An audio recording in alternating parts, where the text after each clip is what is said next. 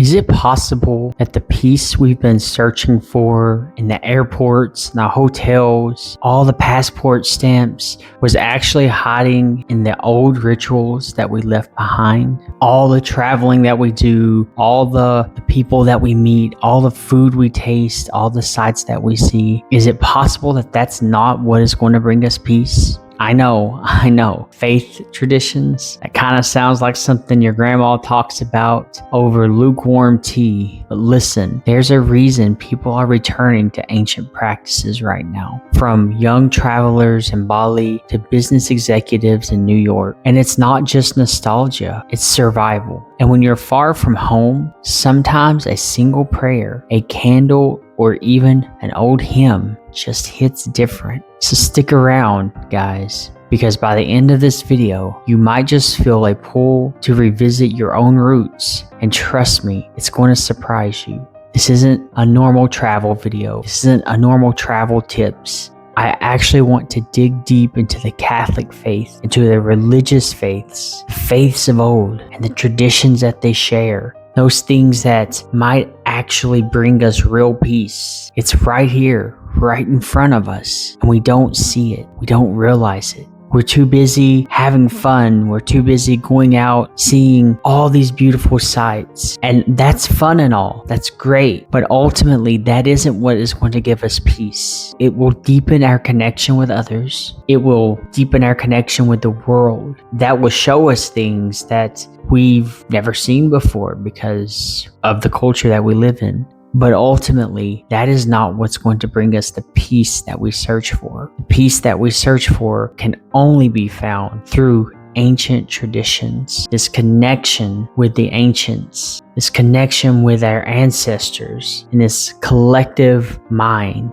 And that's what we're going to talk about today. But before I get into the video, guys, if you like this video and other videos that I've done, consider hitting that like and subscribe button. You liking and subscribing is the best way to support the videos that I do. I really appreciate it. And let's try to get to 1,000 followers. Listen, this is not going to be a fairy tale. This is just going to be real life. There are going to be travel moments. There are going to be gut checks. There's also going to be a global perspective with rhythm and maybe a little bit of humor. We're seeing it everywhere. There's this global shift. It's people in Mexico, these young professionals going to daily mass again. In Japan, Gen Z is reviving Shinto rituals. Here in the Philippines, processions are starting to get packed again.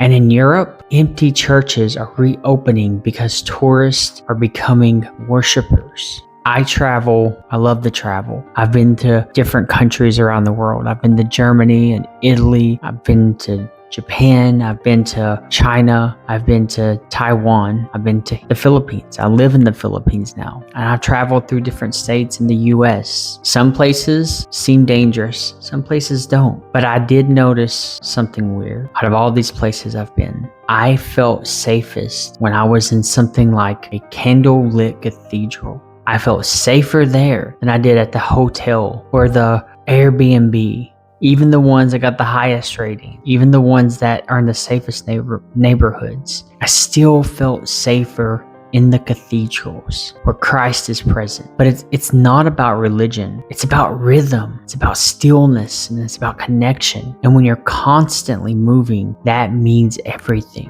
When you're constantly traveling and you're constantly exploring the world, it's hard to find that stillness because you're always on the move. You're always trying to find something new to look at, somewhere new to go. Churches and temples and cathedrals, these places help bring that stillness to where you're just in the moment, nothing else. And I love that. I see that in my own life, and I'm starting to see it in other people's lives too. And then there's that connection that comes with it. Connecting not only with the people around you, you're not only connecting with the people you're with, you're connecting to something bigger and something greater. You're connecting to this divine power that's created the universe, that's above us. It gives us hope and it gives us peace. You connect to that when you go to religious places like this. That is everything. You have to have that when you're traveling. You have to be able to find that stillness and that peace, because life is hectic. Life is hectic when you're not traveling. When you are traveling, it's even worse. You have to deal with time zones. You have to deal with meeting new people. You have to deal with going to different cultures, learning different laws, trying different foods. You don't think that some of this stuff is stressful, but it is very stressful. By the way, guys, it's 2 o'clock in the morning. My insomnia is really bad right now. So I figured I would make a video. Maybe afterward I can sleep. So that's why my hair probably looks the way it does. It's probably why I look the way I do right now, because I just can't sleep, just so y'all know. I need to find that stillness right now, huh? Getting back into the topic. When you find stillness, you find that connectedness to everyone around you, to yourself, to the divine, and to your ancestors. You're able to enjoy the moments you have during travel, because while you're in that space, all you have to focus on is what's going on now. And it gives you peace. It gives you hope that everything is going to be okay. Despite all of the stress, despite all of the worry that you're going through, you know it's going to be okay. And that's really what matters. That's what's important. That is what will keep you sane during times that just seem a little insane. And this is happening everywhere. This isn't just for travelers. This is for people all over the world, even people who just live in their normal everyday life. They're finding that there's a peace and a stillness within the chaos of the world through ancient rituals. So what exactly do old faith traditions actually give us, though? Well, I'll be honest with you guys, they give us a lot. Those old faith traditions, let's just break it down. The traditions like the rosary and Advent candles, and the traditions like hearing chanting of the monks, these traditions offer us so much. They give us structure in chaos. They give us a sense of belonging, even in foreign countries. And they give us moments where we're not a tourist, just for a moment. We're just a soul in the world. And we're with all the other souls who are there taking advantage of the traditions that have been passed on to us by our ancestors. Structure and chaos. Let's look at that. Life is very chaotic. One of my favorite scenes in Game of Thrones is when Peter Baelish, Littlefinger, talks about chaos. It is, in my opinion, the top 3 best scenes, where he says chaos isn't a pit, chaos is a ladder. But he realizes, if you watch that show, you realize that chaos is everywhere. And that's what life is. Despite the fact that there is chaos, there needs to be a balance. There needs to be structure. The yin and the yang, the masculine and the feminine. There's nothing wrong with chaos. And there's nothing wrong with structure. It becomes a problem when both are out of order. When the chaos becomes too strong, like mental insanity could happen.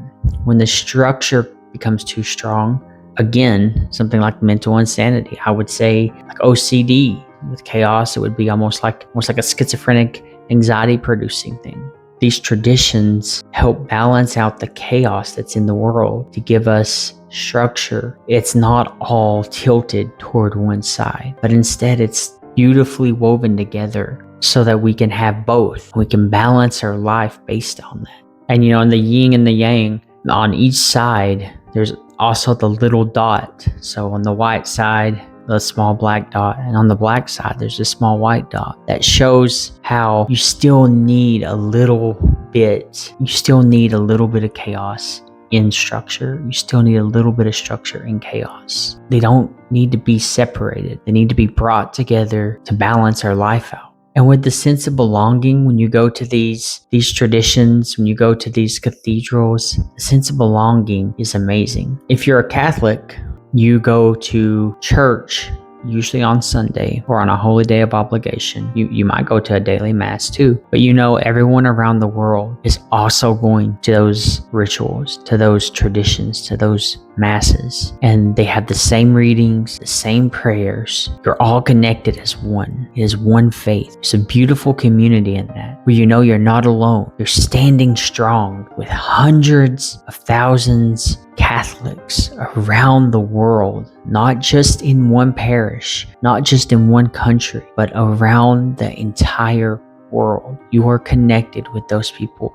And then you're also connected to the saints in heaven who are having masses in heaven, because the church is one. It gives us a sense of belonging and connecting with one another and belonging to something that is greater than ourselves, which leads us to the third point. That was, we're a soul in the world, and we're connected to the other souls in the world. All these other people going to these masses with you or to these temples with you, they're also souls. And they crave the peace that you crave too. They want that just like you do. Everybody wants peace and serenity, and they find it in these beautiful traditions that have been passed on. And there's nothing wrong with that. That's how it should be. I know there's people in the world, especially atheists, who would argue with that. They're just wrong. Don't let them convince you otherwise.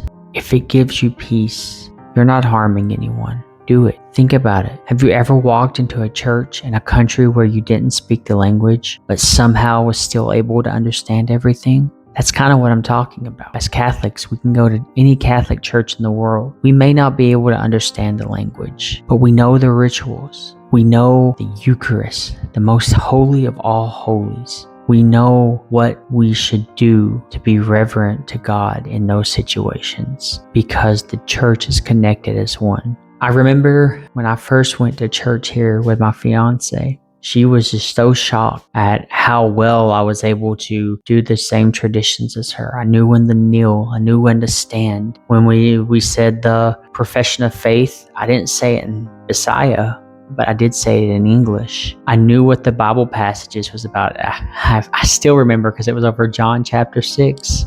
And I was telling her in English exactly what he was saying. I know that passage very well because that is a passage that's used in many Catholic and Protestant debates over the Eucharist. That is exactly what the chapter and the verses in that chapter were talking about. She was shocked. She couldn't believe it. But it's because I know my faith, and all the churches around the world that are Catholic do the same thing every Sunday, so that we know we are one in Christ. We are one in our faith. The Bible passage I knew mostly because of debates. I've heard it so many times in debates. I've also read it before too. But the debates really helped with that. I know what you're probably thinking, that it is a little awkward to do some of these traditions, especially if it's a tradition that you're not used to doing. Say you go to a place like Japan, and you go to a Shinto temple and you don't know what to do, or you go to Thailand, you go to a Buddhist temple. You don't know what to do, or a Hindu temple, or a mosque, or a Jewish temple. You have no clue what to do. It's awkward and strange. Even if it's a Catholic church, you still are worried because you don't know the language. You don't know what they're saying. I mean, let's be honest.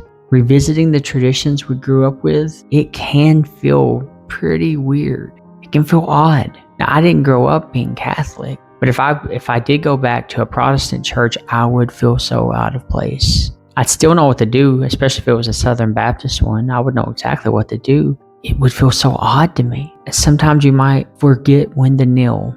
You might say the wrong words. You might wonder if people are judging you. Stop worrying about that. This is something my fiance does. She does it so much. She's always worried about people judging her. She's always trying to figure out what people are thinking about her. And she always thinks the worst. She's done it so many times. And most of the time, I tell her, just talk to the person. Do something. Stop trusting this feeling that people are just judging you. Because many, many times this has happened. She's found out that she was just overthinking. And I've had to remind her that. And most of the time, she still doesn't care. She doesn't listen. She just says, oh, I know they're doing it. Don't be like that. Don't think like that. And even if people are judging you, it doesn't matter. It's not their peace you should focus on. Focus on your peace. Focus on the peace that you feel within yourself. That's what's important. Not what anyone else says. Not what anyone else thinks. That's not important. What's important is the peace that you find in what you're doing, and the peace that you have with God, or the divine, whatever you want to call it. I call it God. And just so you know, I'm Catholic. I think the only salvation you can find is through the Catholic Church. But don't worry about what these people say. Don't worry about what they think. It's not important. Worry about your peace and your serenity. That's what's important. Because you know what? That humility, that awkwardness, that's part of the healing. You're not performing. You're remembering. You're remembering your roots. You're remembering the traditions you grew up with. You're remembering how to find that peace that you lost. You're remembering what the ancients want you to remember. You're remembering what your ancestors have done. That's what's important.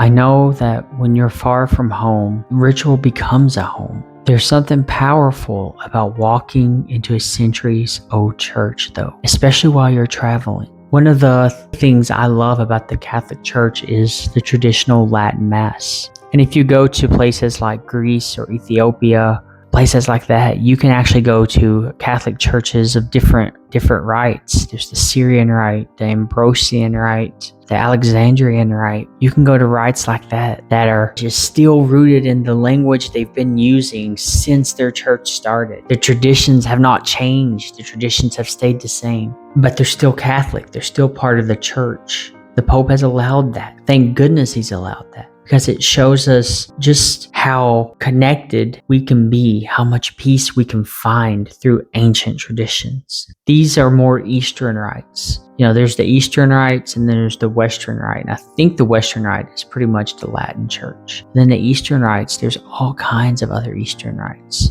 So if you're in an area that has a Catholic church that goes by an Eastern rite, try it. See what it's like. Experience what people have been experiencing for centuries in an unchanged tradition, unchanged language. It's not changed at all. Everything has remained the same. See what the ancient Christians wanted you to see. And when you do it, don't just go in there and do all the motion. Look at the Eucharist. Bow before the Eucharist. See Christ in that, because that's what's truly there. His body, soul, divinity. It's in the Eucharist. So don't just see bread. Don't just see wine. See Christ on the throne. The angels worshiping him. We are coming into a holy place where the King of Kings sits. Angels are going to be worshiping him. Saints are going to be there worshiping him. And you are there worshiping him. That's what the ancients want you to see. They don't want you to just go through all the motions, because it's more than that. I learned a lot of this from a Catholic named Scott Hahn. He was a professor at Franciscan University as well. But he used to be a Protestant. He was a Lutheran. And he had such a sad story as when he was coming to the Catholic Church. I think it was his grandma. She was Catholic, and she had some rosaries. When she died, he took the rosaries she had and he broke them because he thought she was in hell, because he was a Lutheran. And Lutherans, especially the branch that he comes from, they don't think Catholics are Christian. So he genuinely thought his grandma went to hell. And he broke her rosary because he was so angry. He's now one of the biggest proponents of becoming Catholic.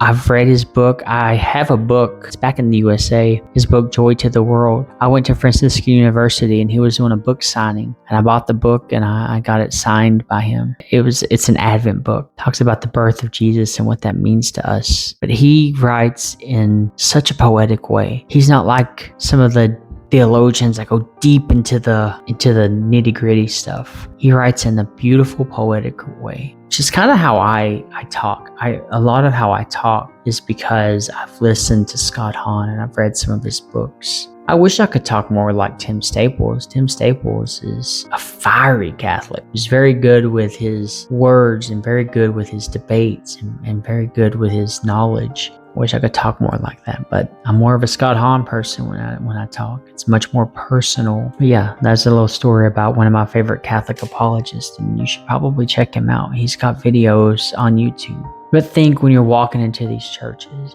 especially the ones that you've never been to, or even if it's been a long time since you've been to church, or you're in a different country, it has a different language. You walk into the church, you're hearing the hymn play in the background. And despite not knowing the language, you still know the tune. You're like, I know this song. After the song comes the priest. The priest comes up, starts to pray. You may not know the language, but it clicks. You know the prayer. You know what he's saying in your language. When it gets to the Eucharist, you know what he's saying. This is my body. This is my blood. Or the profession of faith. You know when that's going to happen. You know how to say it in your language. Or maybe you can smell the incense of the church, a familiar smell. You can see the Eucharist, a familiar sight. You can see the statues of the saints, of the Mother of God, and of the angels. You know you're home. You can use your senses to know that you're home. You're where you're supposed to be. When you travel long enough, you realize you don't just miss people, you miss patterns, you miss rituals, you miss who you were before everything got loud. People are very ritualistic beings, and we have evolved to notice patterns because we needed to know patterns in order to survive. We needed to know the patterns of the seasons. We need to know the patterns of the way water flows and seeing the fish and all this other stuff. And we need to know patterns of different animals in different parts of the world. We needed to know that to survive. And so we still have that ingrained in our mind. We still seek patterns. We still seek rituals. Those rituals come from the patterns that our mind craves. And people say that just proves God doesn't exist. I say different. I say that proves God has given us rituals because he knows how our brain works, and he wants us to be closer to him. He wants us to be able to use our brain. He wants us to be able to use our senses to come closer to him. So he's going to make rituals. He's going to make things a certain way so it brings us to him. That's how I see it. These faith traditions, even just visiting them, can give us an anchor to slow down, stop, and to focus on the moment. Focus on the peace. So let's go over a few lessons. Let's go over some things that we can take from what I've been talking about today. The first one is faith isn't about control. It's about comfort. All over the world, people are spiritually exhausted. You see it everywhere. People, they're always so busy working, especially in places like USA, where I'm from. It's work, work, work. They're loaded up on energy drinks. They're loaded up on coffee, buying unhealthy food because they need something quick and they need it now so they can eat and get back to work. So they're spiritually exhausted. They're not able to feed that spiritual side of themselves. They're not able to feed it. They're not able to nurture it. They're not able to let it grow because they're too focused on the world. We have to remember though, tradition gives us something to lean on when nothing else makes sense. When the world feels like it's falling apart. When the world feels like there's so much chaos we can't handle it. We're stressing out. And I've been there so often. I've been to the point where I've started to just go into a corner and rock myself back and forth. I've been there. I've been to a point where I've almost seriously done something that could have really been bad, especially while I was in the military. My brain couldn't process everything that was going on. The traditions and the rituals, though, they can bring us back to the moment. We can let go, empty ourselves out, and fill ourselves with something higher than us. I don't care what atheists say about it. I know what I find in it, and I find peace. And I can make logical arguments for it, but I don't go my life thinking, oh, is this logical? Is this not? I go by what it does for me, and it gives me peace as I stress out a lot. That cross in the corner of a small room gives comfort. My fiance has a little statue of Mary and Jesus. She has a cross on her table in the room, and it's like a nightlight. She can plug it in, it's like a nightlight. For her, that gives her comfort. She's glad it's there. It brings a peace that you can't really explain any other way. You can explain it through psychology, but it's not hurting anybody. She really finds that she needs that, and that's okay. That chant in a monastery, that brings comfort. Go to a monastery. Go to a Latin mass. Listen to the chanting. I listen to Catholic chanting all the time on YouTube. There's comfort in that, and there's comfort that is so peaceful. Then you remember the old prayers that your parents used to say. There's comfort in that. All of these things bring comfort, and that's what it's about. That's what the rituals are about. They're not about doing something to be on God's good side. They're about finding comfort when everything seems to be falling apart. It's not that the rituals have changed. It's just that you did. And now you just have to be ready to receive them again. They're waiting for you to come back so you can have that peace again. We also learned that rituals are more important than vibes. Sorry guys, but I said it. Rituals are more important than vibes. We live in this time where it's like, do what you feel like doing. But sometimes feelings lie. Just because you feel like you should do it doesn't mean you should do it. Just think of the times you got angry at somebody and you seriously wanted to hurt that person. And you didn't, but you really felt like you wanted to. You really felt like you wanted to get revenge. Or that time where you're trying to lose weight and you really feel like you want to eat that bag of chips or a Snickers bar, bucket of ice cream for that matter. Feelings can lie. Feelings change a lot. We're human. Feelings are very fickle and they can change in a snap of a finger. That's how quick. Don't base your life off your feelings. When you do that, it can lead to addiction. It can lead to obsessions. It can lead to all kinds of terrible things. You don't want to go through that. I've seen people go through that and it's not easy. Old faith traditions, even if you're not sure you believe 100%, can still give you a real structure that holds up when you don't. It doesn't matter. Maybe you don't believe them 100%. Still go do them. It's about the peace and the structure that comes with it, the comfort that comes with it. It sounds funny, yeah, but tell me this. When was the last time a TikTok trend helped you through grief? It doesn't. But ancient traditions can help ground you in hope, courage, and peace that could help you through that. And finally, I think one of the things that we can take from this is that travel can deepen faith, and faith can deepen travel. When you understand the sacred, your whole trip changes. Suddenly, places in Rome, they're not just buildings. Jerusalem isn't just history. And a random tiny chapel in the mountains, it becomes a turning point. It becomes a lamp set up on a hill for the whole world to see. You see what the ancient people have done. You've seen the buildings that they've built, the churches that they've created, the statues they've made, the paintings they painted. You've seen all that. You see it in a new light, a light of faith. It deepens your love for the countries that you go to because you understand what they believe, why they believe it. You understand deeper those traditions that their ancestors held. So faith deepens travel, and travel deepens faith. They work together.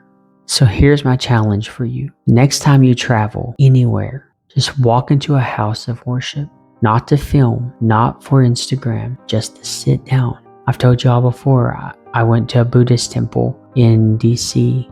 I did not do it for any social media. I didn't take pictures, I didn't take video or anything. I feel like it's disrespectful. But even if you don't feel like it's disrespectful, when you do this, don't go there for Instagram or whatever social media platform. You just go there and you sit down just to be and see what happens when you focus on God, when you focus on yourself, when you focus on the peace that it brings. And if you've been away from your tradition for a while, you don't need to sprint back in. Just light one candle, say one prayer, go one Sunday and see what awakens in you. You don't have to go all in.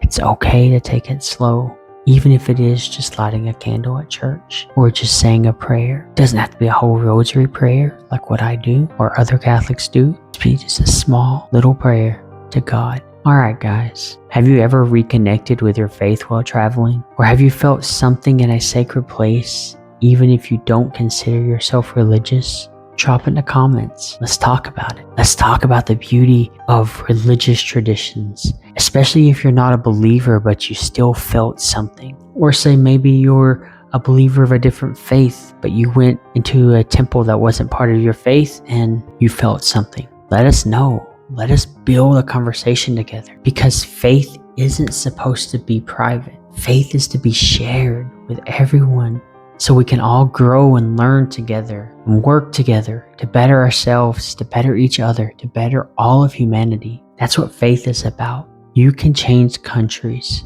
You can change your clothes. You can change your job. But sometimes what you really need to change is what you return to. Know that you guys are valuable, that you matter. God bless. Peace.